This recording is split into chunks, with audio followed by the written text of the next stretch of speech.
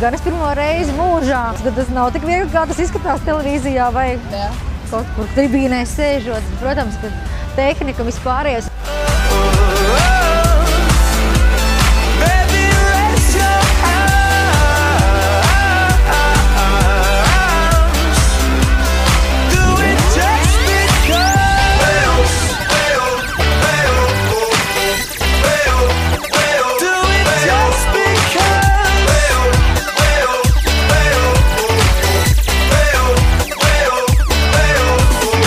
Čau!